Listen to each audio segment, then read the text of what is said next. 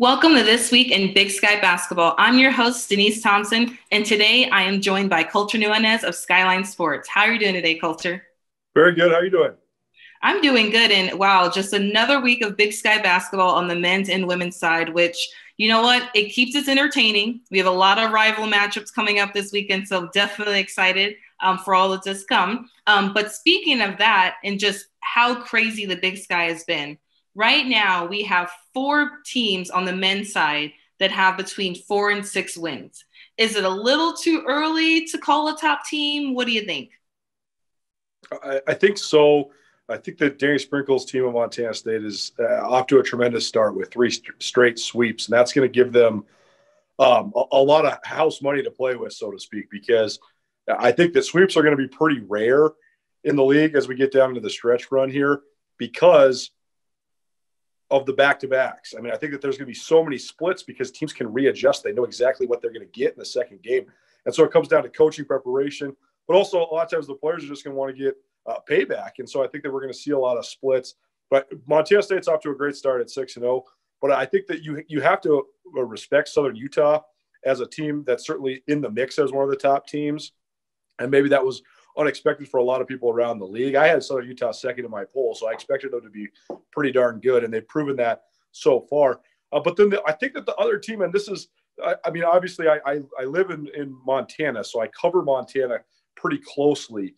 But I do think that the Grizzlies are knocking on the door too. They're sitting at 3 and 5. They're not in that group of 4 to 6 wins, but they've lost their 5 games by a combined total of 12 points. I mean, they've come down the wire. I mean, Saturday was just a microcosm of their season, a double overtime loss to Sac State. They've been so close. I mean, they've lost at the buzzer twice in league play. They've lost by 1 point 2 other times. So they're right there.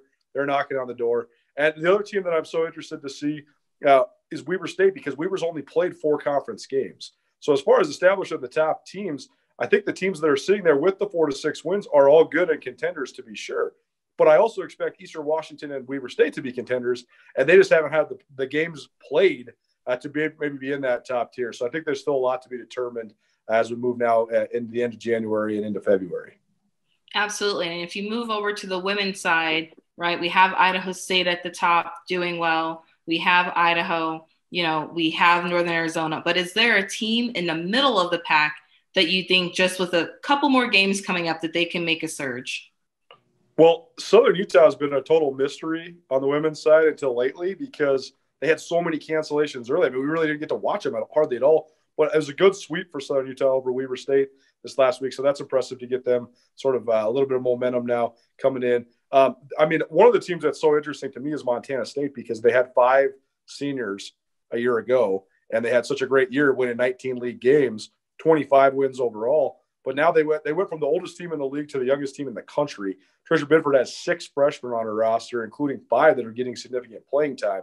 And we've seen them really struggle to acclimate to the learning curve of Division I sometimes, but then also sometimes when it clicks, they look like one of the most talented teams in the league. I mean, against Northern Arizona, they lit it up on Saturday. They scored 90 points. They had a couple freshmen come off the bench to combine for 36 points. And I know we're going to get into that in our second segment, some of the best bench performances.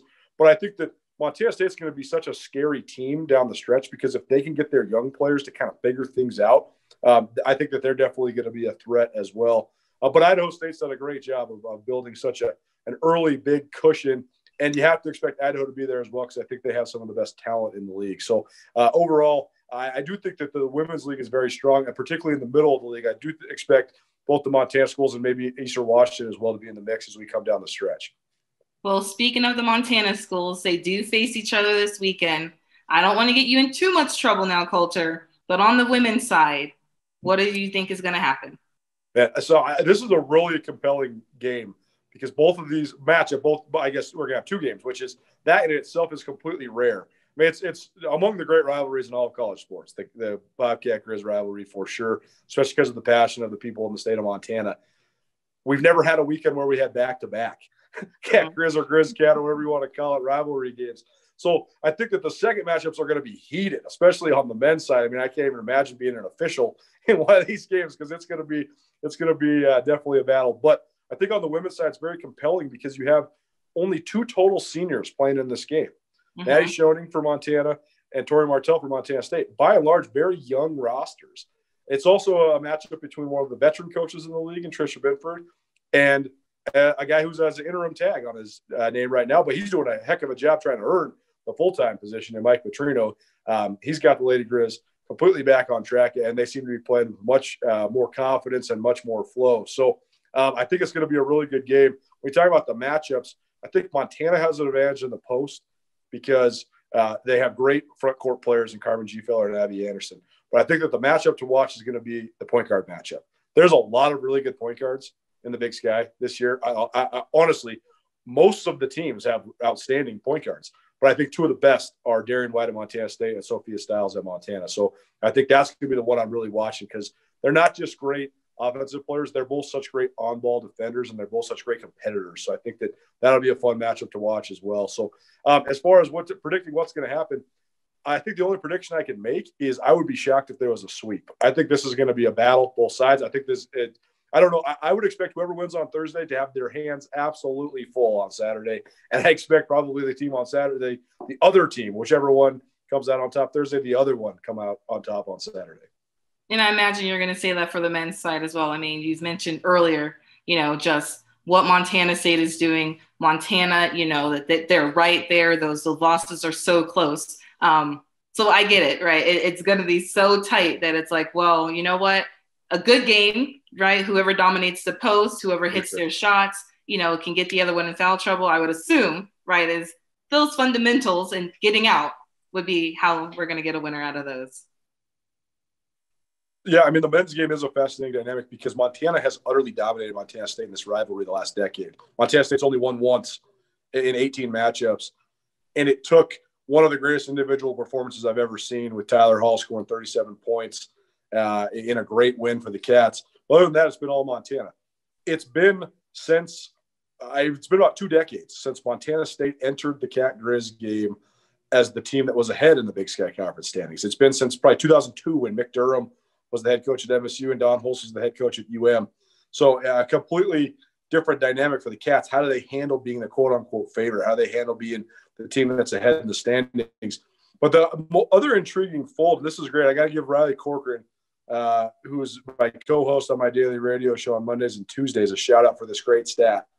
There's only 35 coaches in entire Division I that are coaching at their alma maters. 3 of them are in the Big Sky Conference. Brian Katz at Sac State, and then Danny Sprinkle at Montana State, Travis Takir at Montana. I think that adds an element because these guys both played at Montana. They have been in this rivalry their whole lives. So, I mean, this is going to be – there's all sorts of different folds, but I think the fact that you got 2 guys that are coaching at their alma maters who then played in this game too, it adds just an extra element of emotion. Absolutely. I love it. We'll switch back over to the women's side before we go to our next segment. We have Liz Graves at Southern Utah. We have Alicia Davis at Northern Colorado. One's leading in points per game average. The other one's leading in total points. Is it really a battle of those 2 right now for the top player of the board from what you've seen? Or do you think that there's just still a little bit more based on the competition to come up? Or are those 2 just hitting the right spots right now? Well, I think that there's a variety of really good players that are going to be in the mix for Player of the Year and some of the other awards. I do think both of those young ladies have done a great job of establishing themselves as at least all-conference talents. Liz Graves is a good story, coming from Weber to Southern Utah to play one last year with her sister, and she's making the most of it for sure. And that was a good pair of wins Southern Utah had last week over Weber State, and probably a good vindication for Liz Graves too to beat her old team. But Alicia Davis, to me, I have no idea what she's going to end up as at the end of this year as in terms of awards or statistical production. But to me, in terms of just pure gifts, athletic talent, Alicia Davis is the most talented player in the Big Sky Conference in my mind, just in terms of her natural athleticism, her size, her strength. I mean, she was one of the great track athletes in the entire state of Colorado coming out of high school. She could have gone probably anywhere in the country if she wanted to in track. I'm actually surprised she wasn't recruited at a higher level in basketball as well because, I mean, she is all of 6'2", but she can run, she can jump, she's got great hands. And so I think that she's a tremendous, tremendous talent. And I think that Northern Colorado would be best suited to continue to play through her because she can dominate pretty much every matchup she's going to pull in the Big Sky Conference.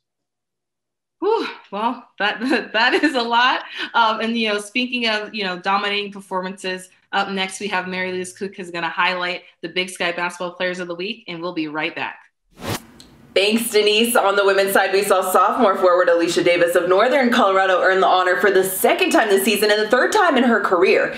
Last week, she averaged 21.5 points and 10.5 rebounds while shooting an impressive 63% from the field, going 15 of 24 in a two-game series against Eastern Washington. Davis currently ranks at the top of the conference in rebounds and blocks and now has the most double-doubles of any Big Sky women's basketball player this season. On the men's side, we saw senior forward Ethan Esposito of Sacramento State earn the award for the first time in his career.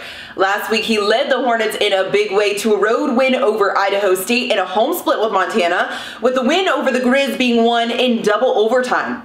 Across the three games, he averaged 25.3 points, 9.3 rebounds, and 3 assists. Back to you, Denise. Thank you, Mary Louise, for showcasing our Players of the Week. And all right, Coulter, for what I think is like maybe your best part segment of it all, for this week, what team's bench stood out the most? Let's start with the men. On the men's side, I think it's undeniable. It was Montana's bench in the first win of the weekend against Sacramento State. Part of it came with a little bit of a caveat because Kyle Owens has been a starter for Travis DeCuire pretty much since he walked onto campus in Missoula. But Coach DeCuire wanted to shake things up, so he brought Kyle Owens off the bench. And Kyle Owens responded by scoring a career-high 23 points. And Montana got 55 points off their bench against Sacramento State on Thursday. So pretty darn impressive. You had 3 players with 17 points or more off the bench. Mac Anderson, who's the only Montana native on the Grizzlies, he had 12 points, which is a season high for him, and approached his career high. So I got to go with the Montana bench. I know Coach DeCuire changed the lineup up a little bit, but that's pretty amazing bench production, 55 points off the pine. Definitely not bad. What do you think on the women's side? Well, on the women's side, it comes back to the state of Montana again, and it's because of those 2 young ladies I talked about in the first segment. Lexi Deaton and Leah Beatty both had tremendous games against Northern Arizona. Lexi Deaton had 22 points, which is by far a career high for her as a true freshman, and then Leah Beatty had 14 more points. So 36 total points for a pair of true freshmen off the bench for Tricia Binford. So I thought those two, they definitely were key elements in Montana State scoring 90 points against Northern Arizona on Saturday.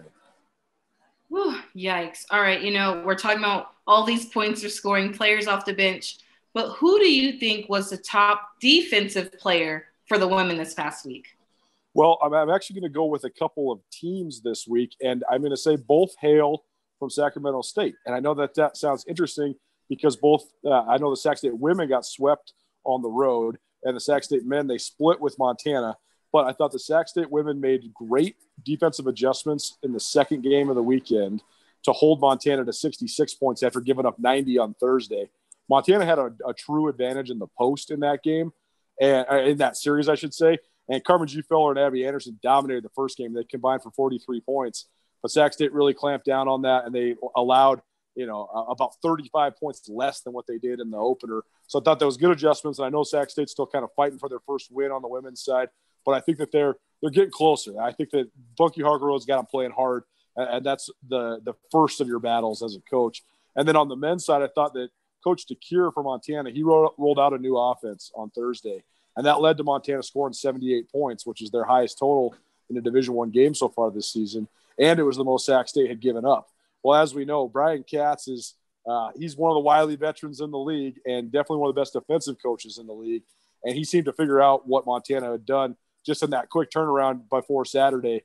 And although Montana scored in the 80s, it took double overtime to get there. So I thought that Sac State really adjusted well and really made Montana work for their buckets. So Sac State teams on both sides, I think, did a pretty darn good job defensively this week.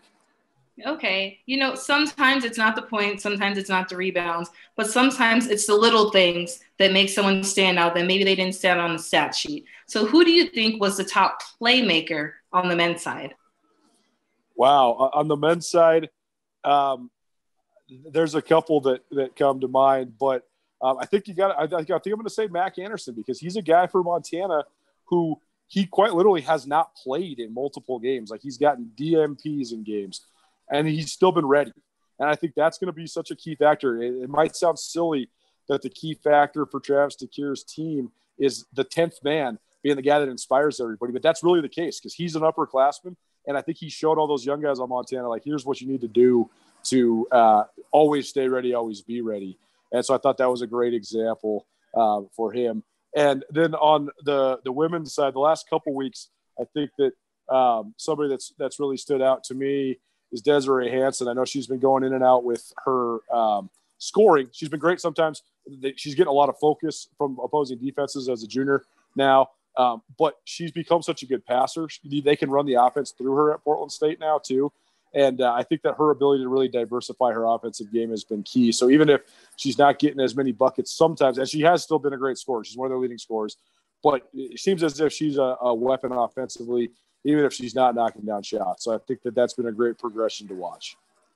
Geez, we've talked about play off the bench. We've talked about defensive stops and how great that's been in Playmakers. You know, we definitely have another great weekend coming up. We talked about some rival matches coming up, some teams that just, you know, need that win in the column right now to get going. So right now we're going to take it over to Mary Louise Cook, who's going to talk about our standings before we head into week for play for this week. Thank you very much, Culture. Thanks so much for having me. As we hit the midway point in the Big Sky women's basketball season, Idaho State has emerged as the clear frontrunner of the conference as the Bengals remain undefeated in conference play. However, 3 teams trail just behind them with 2 losses. Looking at the changes in the conference rankings, we did not see changes at the number 1, 2, 10, or 11 spots. However, 3 through 9 have all switched up from this time last week. Montana has replaced Eastern Washington at the 3 spot after sweeping Sacramento State at home. Montana State swept Northern Arizona over the weekend, allowing them to jump up 3 spots from last week. The Bobcats had 4 players shoot double digits in their second game of the series against the Lumberjacks. Also of note are the Southern Utah Thunderbirds and the Northern Colorado Bears, who jumped 2 spots and 3 spots from last week, respectively, after picking up conference sweeps last week. Now, on the men's side, we only saw 1 change in the standings. Montana State continues to lead the conference with a 6-0 record in conference play after being the only team to pick up a conference sweep last week, with theirs being of Northern Arizona. As a result, Northern Arizona moved down a spot in the rankings and were replaced at number 8 by Montana. Of note, both UNC's Bodie Hume and NAU's Cameron Shelton passed the 1,000 career point marks on Saturday for their respective teams' programs.